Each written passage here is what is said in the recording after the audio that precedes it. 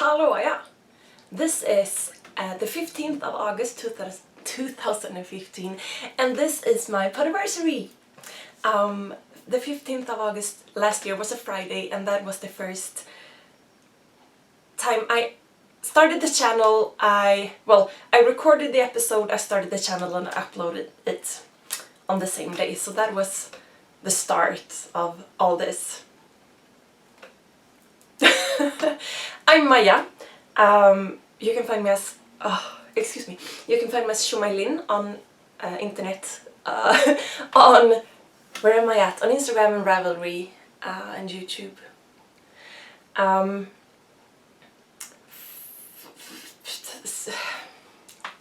Thank you guys for sticking with me for this time.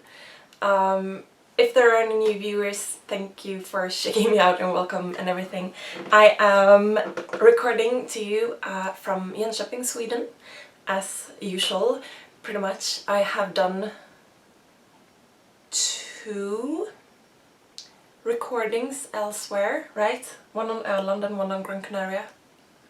Maybe, I'm not sure, I think so. And I'm on a creaking chair and I cannot sit still. There you have it. Today is a very warm day, so I'm drinking water and I have ice in it to cope, and it's gonna, what do you say, clank on the glass. That's just what it is. So that's a weird start. And another weird thing that I just have to say is that something is going on. I don't know if it's the summer cold making its comeback, or if it's a new summer cold, or if there is something that I'm allergic to. We all just have to deal with it. Other than that, it's been a good week since last. I did complain, must have been 2 weeks ago now, that the summer had been really bad weather-wise and such, and now we've had 2 really good weeks. This week has been awesome as well, with warm weather and sunshine and good times. I've been working this week. This was my second week back after the summer vacation, and I've been able to work from home a lot, which means I have done the work, I have done my hours, I have done everything, but I have been able to work, you know, on my own schedule. If I needed to take a nap, I was able to take a nap, for example. And some of the work I have been able to do out in the garden as well, which is amazing. Yes, and I've been picking blueberries and raspberries. So I was looking before on my things that I have arranged here on the table in front of me, and thinking like, whoa, I haven't had much done at all. And then I was like, well, no, I've been out in nature picking blueberries and raspberries. I have had fresh berries every day, but today actually, and I have the tiniest freezer. Do you say freezer? Like fridge freezer. I have like 2 or like 1.5 shelf really, and I have so much berries in there right now that I've picked, and that makes me feel so rich, like wealthy, and it's just amazing. And yeah, there is just something about being able to go, you know, to the woods and get food. That's truly amazing. So that is partly why I haven't had very much progress with my knitting. I am also spinning, and as I've said before, when I have something, you know, on the wheel, it's just too much work to show it to you as a spinning whip, so I will show it to you when it's done. But I have been spending some time with my wheel as well. The wheel, by the way, still hasn't told me her name. I'm guessing it's a she, might be something else, but most wheels are women, right? She still hasn't told me her name, so I'm waiting I'm waiting for that. But we get along very good anyway, so it's all good. Yeah, so I wanted to be, I mean, I'm not gonna be too mushy or, you know, go on too much about this, but I wanted to say thank you for being with me for a whole year. For those of you who might have been with me since the start, I know, I guess most of you have dropped in later throughout the year, and thank you as well. I mean, this is...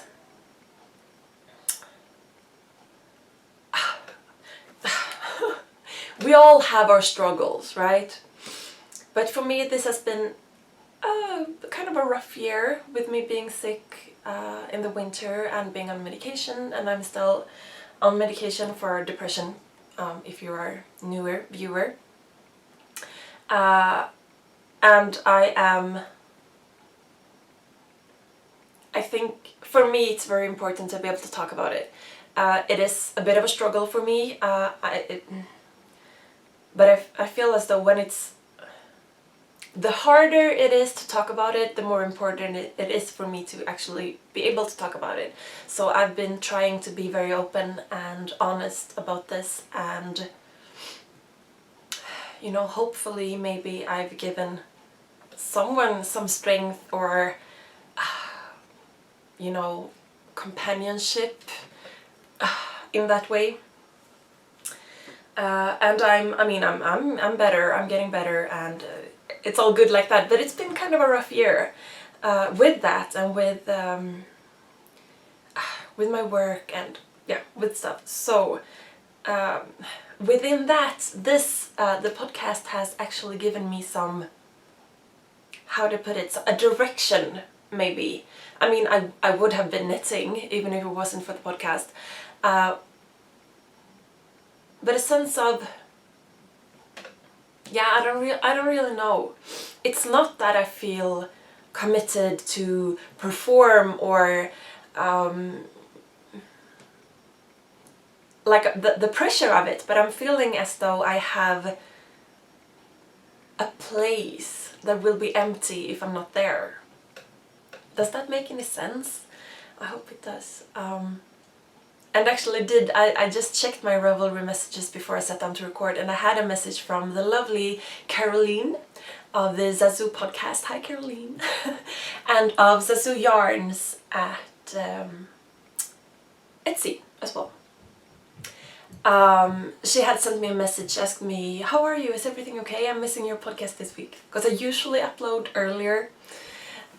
So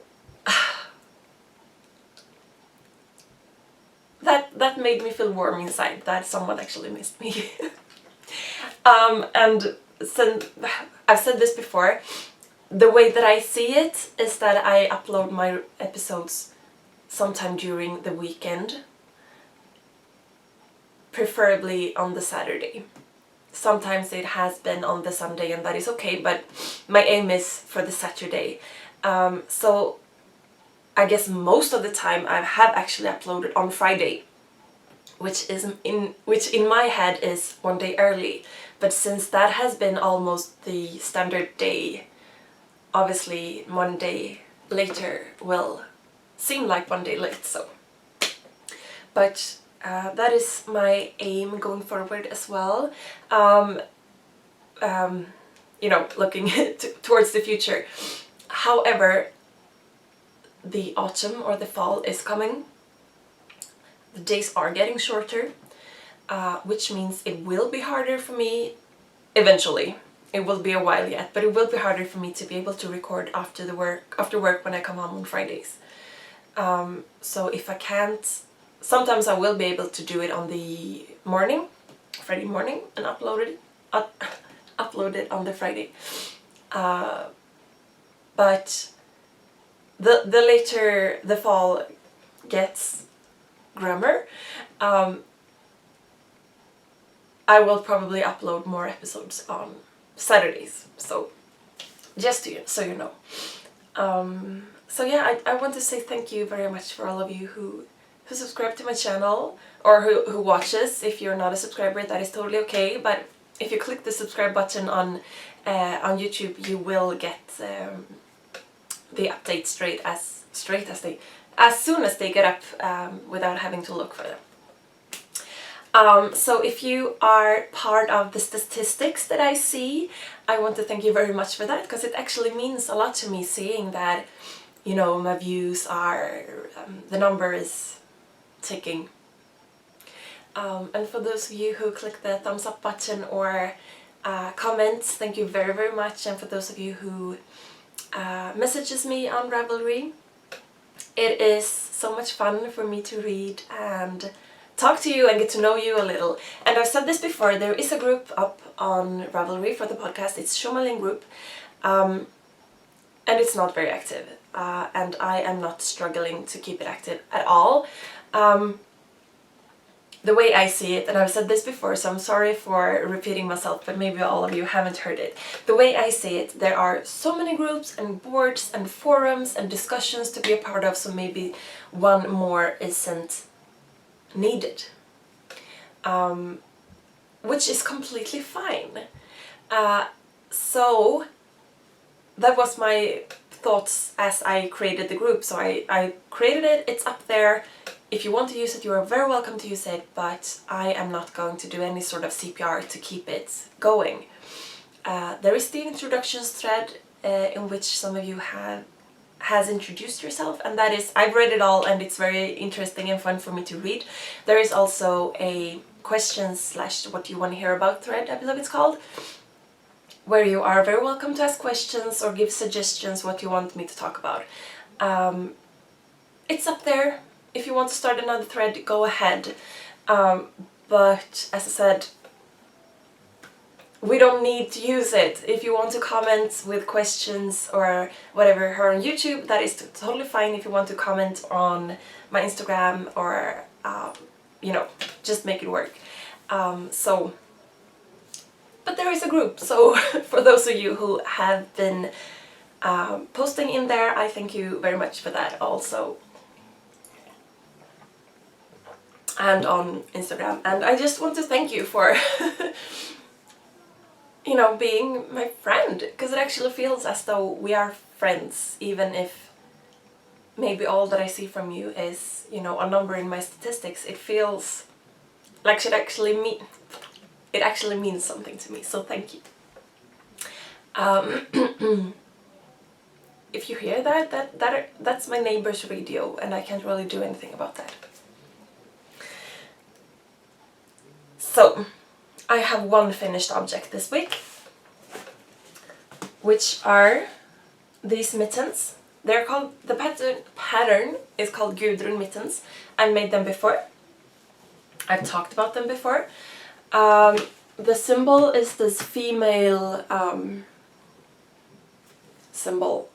I don't know if it's called something, but here it is with the added fist for you know, strength, power, unity.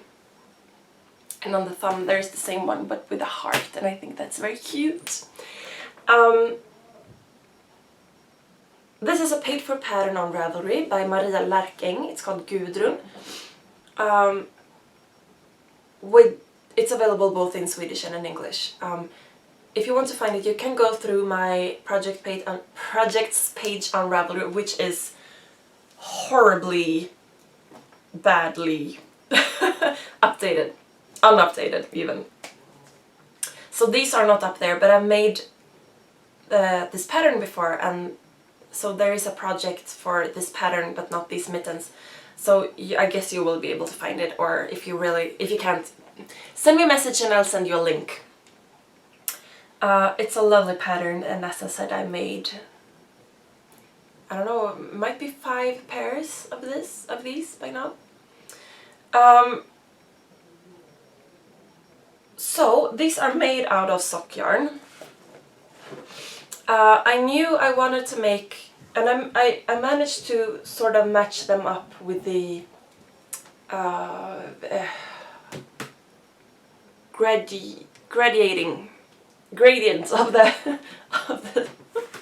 of the rainbow yarn. Words. And I have it's hard to see because I just wound it up into a small ball. But I have pretty much one color repeat left, so it's not that bad. But I was a bit afraid that the other yarn wouldn't be enough, so I didn't really play yarn chicken, because this is all what I have left, which isn't, you know, that's terrible. But I was quite nervous as I was knitting the first one and started the second one, and I tried weighing the yarn that was left to see if it would have been okay. So I'm guessing with the amount of the teal color that I actually would have been able to make the thumbs in the teal color as well, but I don't think that I would have been able to make the cuffs as well. So I was thinking if I do the pink or fuchsia or whatever for both cuffs and thumbs, it will be more,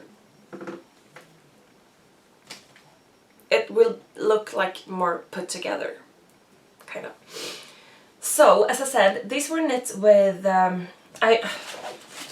gradiating rainbow yarn is the Opal Surprise, and the other two are a sock yarn from Tiger with a broken ball band.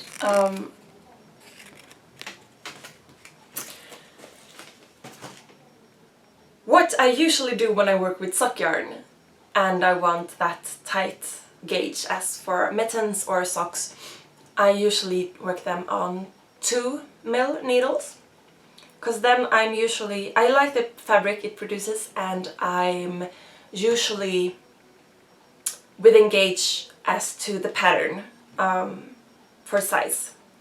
Because you could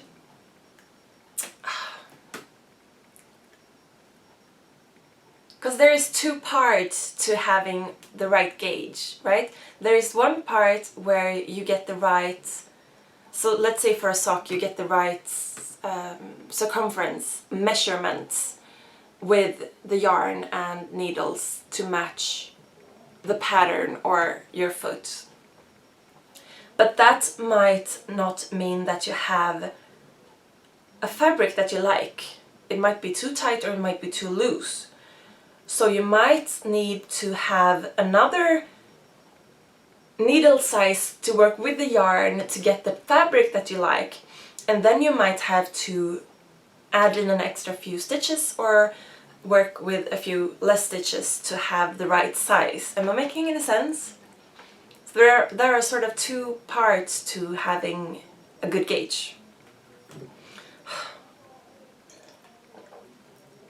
And as I said, it's warm today, so I'm boiling.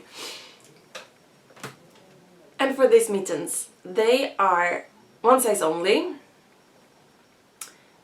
with this with the pattern and the charts, and it's kind of hard to add a few extra stitches in to make them bigger. You could obviously knit them in a slightly larger yarn or thicker yarn and larger needles to have the same tight gauge but a larger size.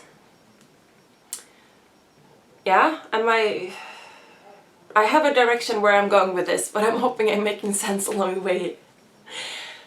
So I wanted to knit these mittens in a larger size, but I wanted to use this gradiating sock yarn, so I needed to use that size yarn, and I couldn't add in stitches, so I needed to go up one needle size, or I actually went up two. Well, it depends on what you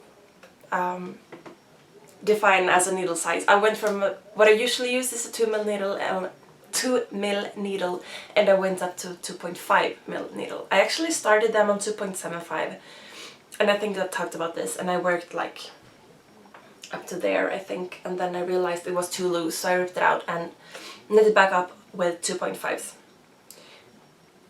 to make larger mittens. And I've done this once before in another pattern, which was also sort of women's size, and kind of hard to add extra stitches to keep or to make a larger size, and I wanted to use a sock weight yarn, so I couldn't go up in yarn thickness.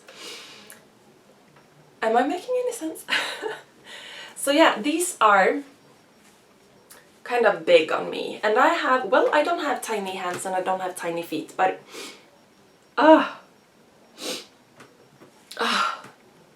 excuse me. There is something going on. So the fabric in these mittens are looser compared to what I usually prefer to knit. So what I did do is, once again, I've showed you this once before, if I turn them inside out, you'll see that obviously this is a stranded colorwork, but can you see that it's sort of fuzzy? So I did put these on inside out, and I took a brush, like yeah, I don't even know what to call it, but like well, not like a hairbrush, but like a, I don't even know, scrub brush. And you brush it to, you know, agitate the fibers. So what it does is that it sort of felts the fabric from, well, on the inside. You can obviously do it on the outside as well, but since it makes it fuzzy, if you have made a colorwork motif, you might not want that covered in fuzz.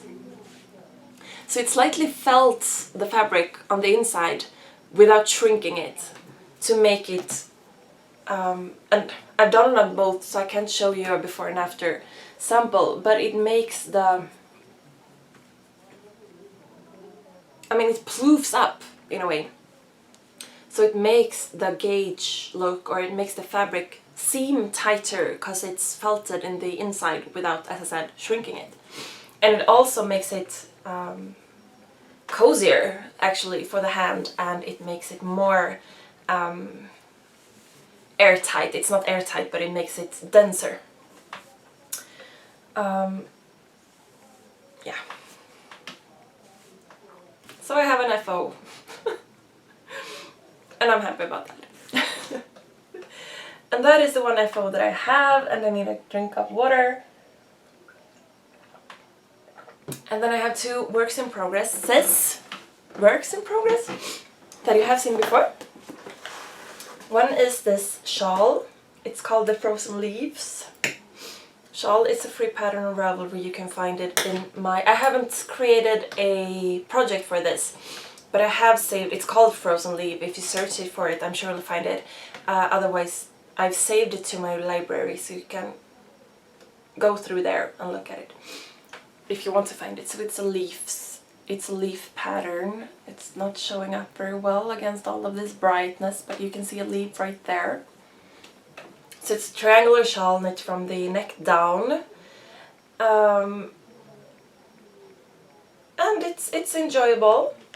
I'm knitting this out of Madeline Tosh lace, and then I will use Cascade Alpaca lace for the border. Sorry, I knit this on 3.5mm needles. I switched it over. I started it on my fixed circular Knit Pro Carbon's needle in 3.5 mils, which with the lace weight yarn or light fingering or whatever this is, there are these jogs, and I don't have it here to show you. There are these jogs between the carbon and steel tips or metal tips, and the same on the this side of the needle, I don't know what it's called, which are absolutely no problem for me if I'm knitting with a heavier or a thicker yarn, but with this thin yarn it was catching on it, which was just annoying. So I did switch it over to these Sandnes needles instead. The problem with these is that they are not very pointy or sharp. They are very, what do you say, not flat, well, not pointy. Ooh! Oh, it's so painful, you know, when you have the sneeze right there and it just goes back into your brain or whatever. Ah, I'm sorry. Yeah, so I'm struggling a little bit with these tips, but it's working. And as I said, you've seen that before. And then I'm also working on my twined knitting. I haven't had tons of progress with this, but you can start to see the pattern of the cuff. And I'm knitting this out of, and I'm not taking them out of there, Z-plied yarn from Öland, the Öland Wool Center. So it's plied it's spun the other way around to help with the twining, because you do twine or twist the yarns around each other between each stitch. So the back of it looks like this, and you can see here is the pattern. So it obviously changes the rhythm of it slightly, but down here you can kind of see it's a bit fuzzy. This yarn has a bit of a halo. But you twist the strands between each stitch, which makes for it's almost like a double thick or double layer. So they will be very tight and very warm and almost airproof. And to twist to twist the yarns between each stitch, you need to knit, what's the word? You need to throw. And I'm usually not a thrower or a flicker, I'm usually a picker. So I'm getting more into it, to having the yarn in my right hand instead of my left hand. And then with the twist between each stitch, you have to pause ever so often to untangle the yarns, and there is a completely there is a total different rhythm to twine knitting compared to, well, normal knitting. But I'm getting the hang of it ever so slowly, and this is going to be a mitten. And I am knitting this out of Carla Mason's book, So Warm Twined Knitting, which looks like this. Well, it show you the printing as well, or the writing. And so there is a good sample of some of the projects within this book. So this is, and I've talked about this before, but I actually do think that this is a great book. And for full disclosure, I did buy this. I've talked about this before. I wanted to look at it before I decided whether to buy it or not. So I did ask my local library to buy it, and they did. So I loaned it, or borrowed it, what do you say, from the library. And I liked it so much so that I decided to buy it. So I did get in contact with Carla through her website, which is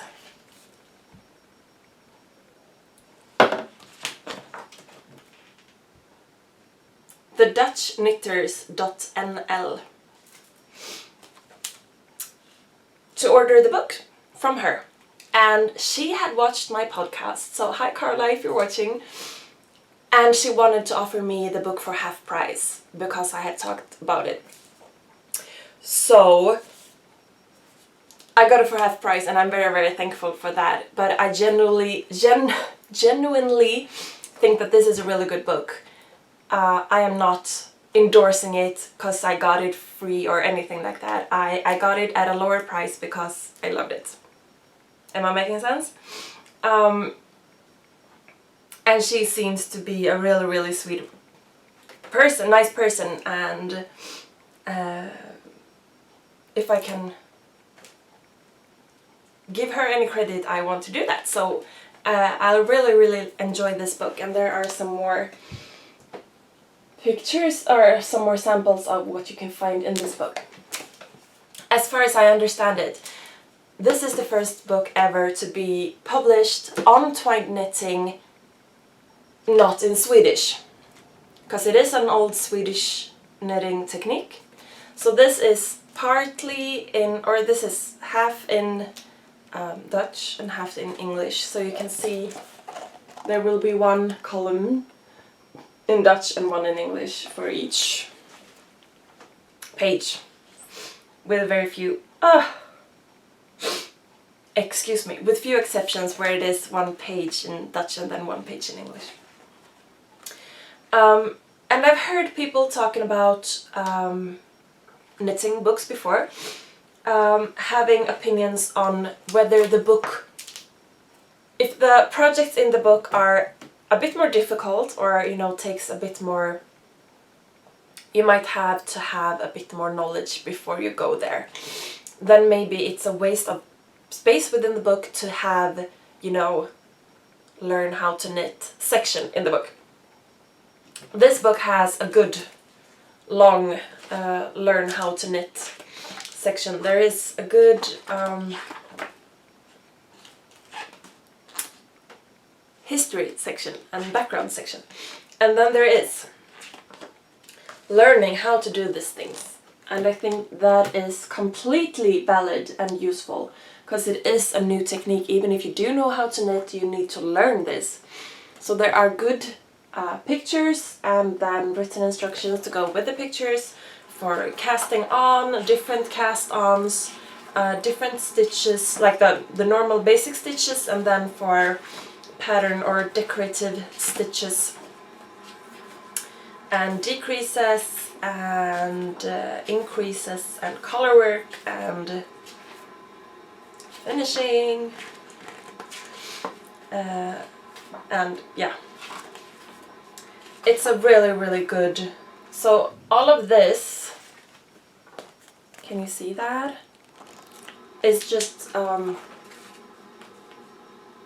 background and how do you do it before you actually get into the rest of the book. So the more than half of the book is projects and patterns, and it gives you, within the descriptions to the actual project, and the glare from the window, it will give you well, almost links. It will say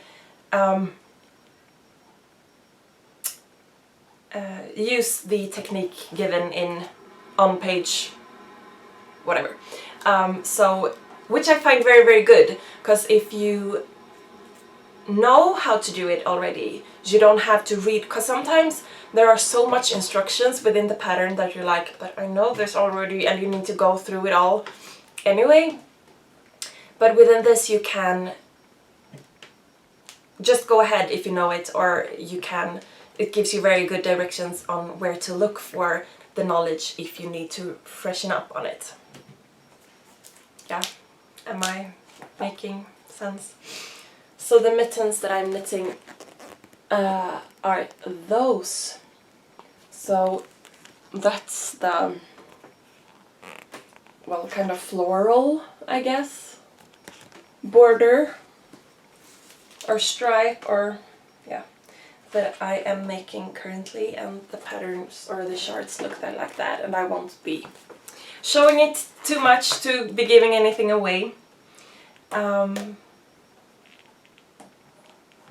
So yeah, someone commented asking, or I don't remember exactly what you wrote or how you put it, but that you needed to look into twine knitting because you haven't heard about it, which isn't all that weird, since as I've said, as I believe this is the first book ever published on twine knitting that weren't in Swedish, and also in Swedish there aren't all that much to find. It's an interesting technique. Definitely look at this book if you can find it.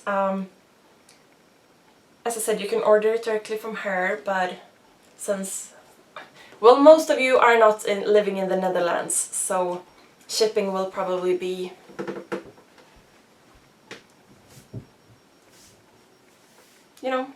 ask your local library if they can buy it. I'm just saying. yeah, so that is working out great for me so far. I've said before that I started knitting a swatch, pretty much, technique swatch, in another yarn, which was S-plied, like the normal ply. And then I had heard that the Z-ply would work better for twine knitting, and I've heard some people saying that it doesn't really matter, or some people saying that it really does matter. I can't say I'm really making or noticing that much of a difference.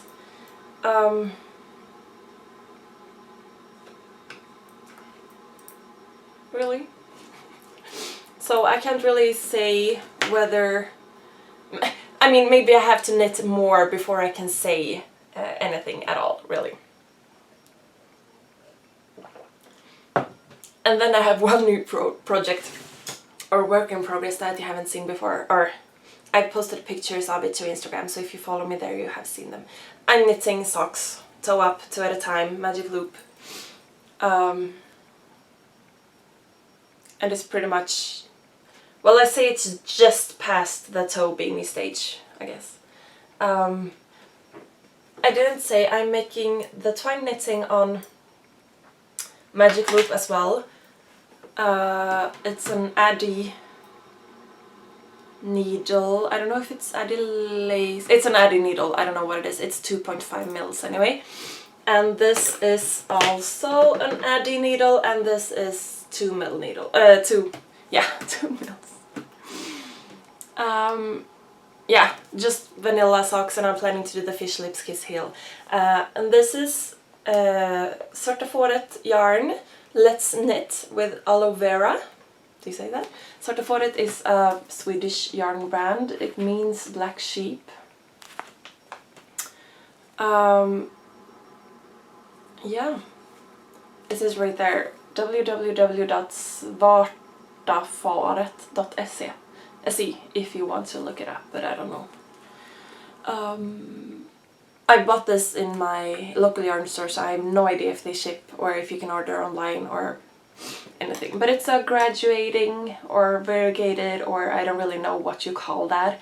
And you can see almost that I've divided the... I had knitted something else. I knitted the mittens out of this yarn, I think. So I had divided the yarn that I had left into 2 cakes. And I've stuffed them together with inside of the ball band. So that is why I've said it before that I don't like knitting with magic loop. I don't really like knitting toe up, and I don't really like knitting 2 at a time on magic loop. But I'm doing it to be able to knit the socks until I run out of yarn. Oh, the words just disappeared.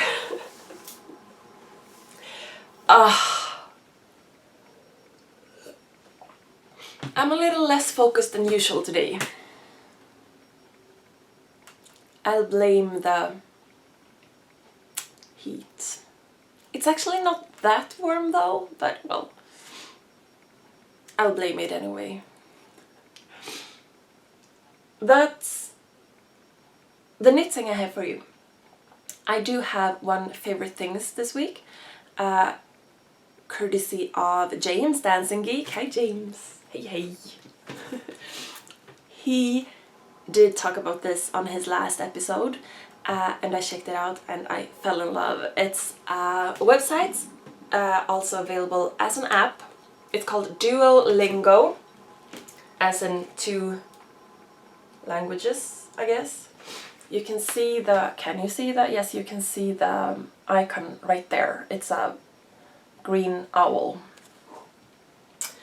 Duolingo.com, I guess, is the website, and there you can set up an account or create an account, and then it gives you the opportunity to learn a bunch of languages.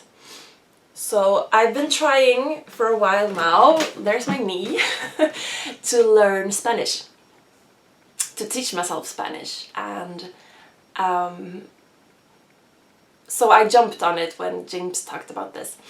So you can choose, there's a bunch of different languages you can learn. So I choose Spanish, and then you can, I mean, the settings and stuff are saved to your account, and then you can go on to the app in your phone, and it has, I haven't found all of the features of the website in the app. I don't think they are all there, or it might be just that I haven't found them. But then it has classes, or well, smaller sections that will take, I don't know, maybe 5 minutes, maybe, each, where you go through, so it's almost like playing a quiz game. But instead of questions on, I don't know, science or Madonna, you will be asked questions on words and sentences. And it will give you points for being right, and you can earn lingots. So it is, I mean, in a way it's a bit silly, but it actually is a lot of fun, and it makes it easy to learn, and it feels as though you're, as I said, you're playing a game, but you're actually learning. And you can always, because it will give you like translate the sentence, and there might be a word you have never heard, then you can always click on that word, and it will give you like a it will open a, what do you say, like a blind menu, do you say that, on the computer, with what it is, because it might be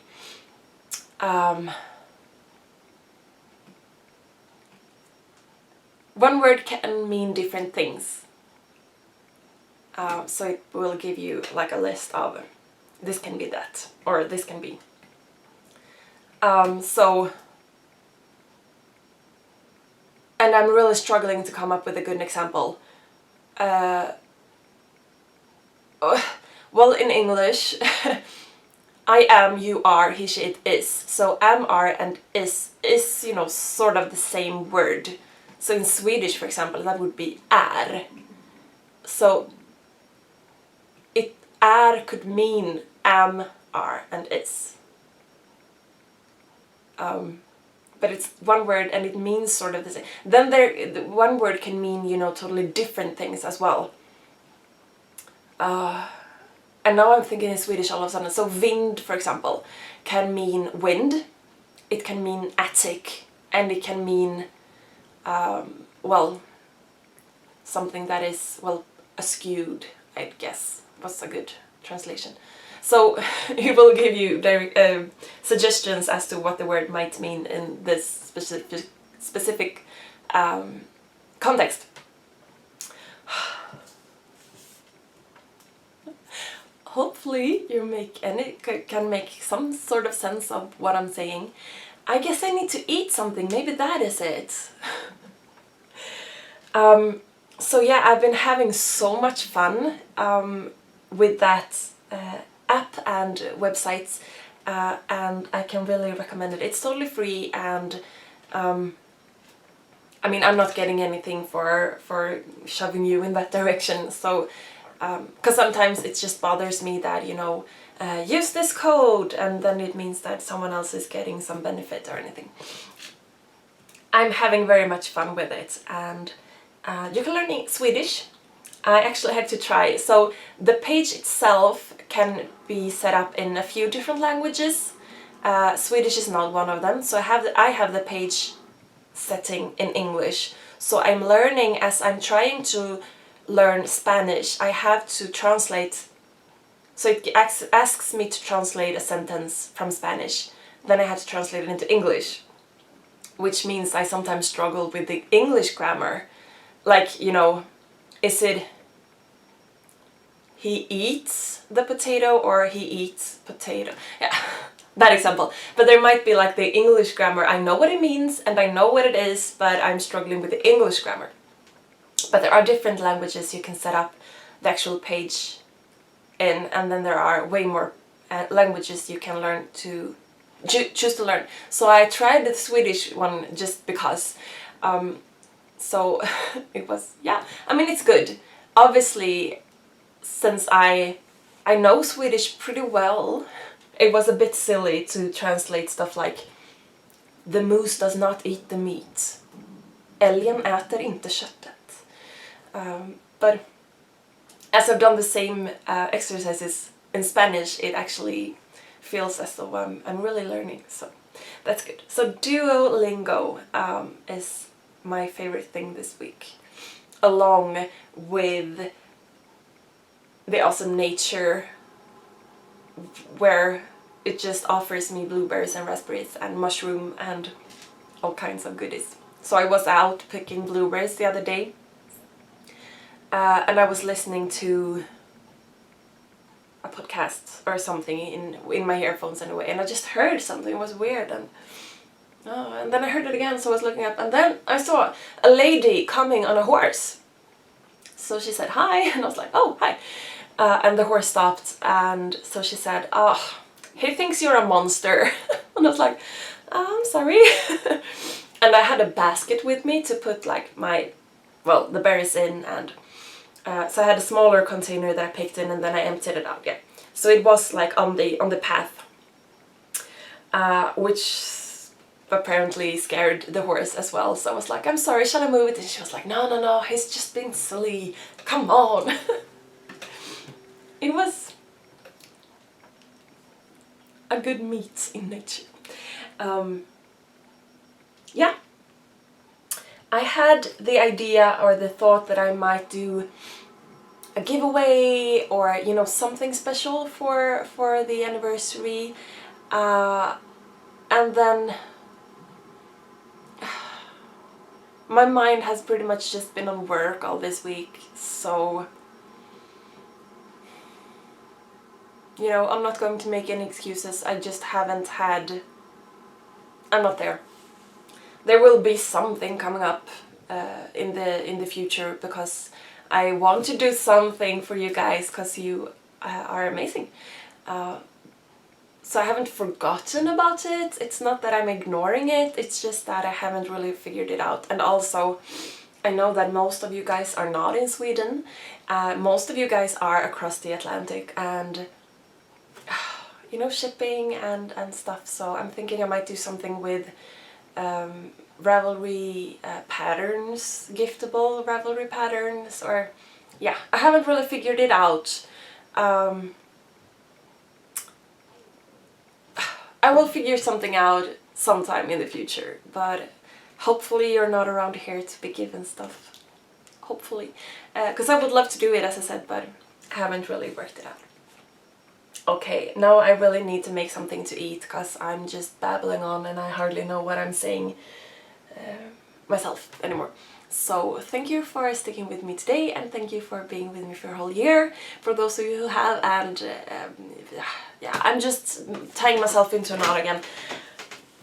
Thank you for being with me, and I hope that you have a lovely time when you're watching this, and that you have a great time until I'll see you next time. Do take care of yourself, be kind to yourselves and to one another, and knit something beautiful, create something ugly, and I'll see you next time. Bye.